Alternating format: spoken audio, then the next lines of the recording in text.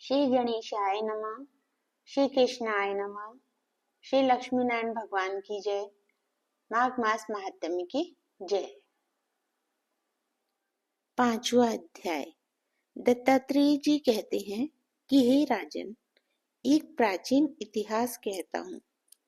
भृगुवंश में ऋषिका नाम की एक ब्राह्मणी थी जो बाल्यकाल में ही विधवा हो गई थी। वह रेवा नदी के किनारे विंध्याचल पर्वत के नीचे तपस्या करने लगी।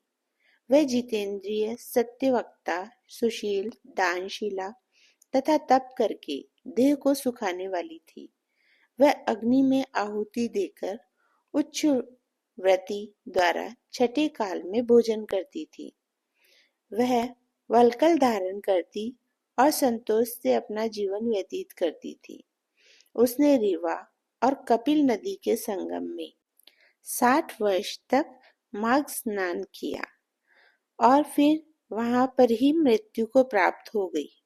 माघ स्नान के फल से वह दिव्य 4000 वर्ष तक विष्णु लोक में वास करके सुंद और उपसुंद दैत्यों के नाश करने के लिए ब्रह्मा द्वारा तिलोत्मा नाम की अप्सरा के रूप में ब्रह्मलोक में उत्पन्न हुई। वह अत्यंत रूपवती, गान विद्या में अति प्रवीण और मुकुट कुंडल से शोभायमान थी।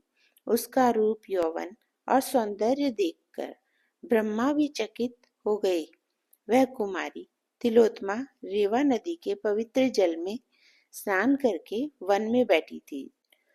तब सुंद और उपसुंद के सैनिकों ने चंद्रमा के समान उस रूपवती को देखकर अपने राजा सुंद और उपसुंद से उसके रूप की शोभा का वर्णन किया और कहने लगे कि कामदेव को लज्जित करने वाली ऐसी परम सुंदरी स्त्री हमने कभी नहीं देखी। आप भी चलकर देखें।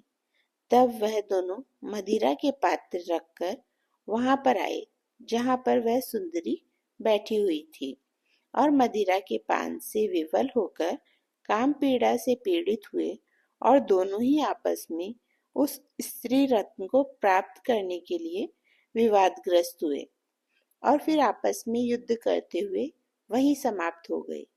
तब उन दोनों का मरा हुआ देखकर उनके सैनिकों ने बड़ा कोलाहल मचाया और तब तिलोत्मा कालरात्रि के समान उनको पर्वत से गिराती हुई 10 दिशाओं को प्रकाशमान करती हुई आकाश में चली गई और देव कार्य सिद्ध करके ब्रह्मा के सामने आई। तो ब्रह्मा जी ने प्रसन्नता से कहा कि हे चंद्रवदनी, मैंने तुमको सूर्य के रथ पर स्थान दिया। जब तक आकाश में सूर्य स्थित है, नाना प्रकार के भोगों को भोगो। सो हे राजन, वह ब्राह्मणी अब भी सूर्य के रथ पर माघ मास स्नान के उत्तम भोगों को भोग रही है। इसलिए श्रद्धावान पुरुषों को उत्तम गति पाने के लिए यत्न के साथ माघ मास में विधि पूर्वक स्नान करना चाहिए। जय श्री राधे राधे।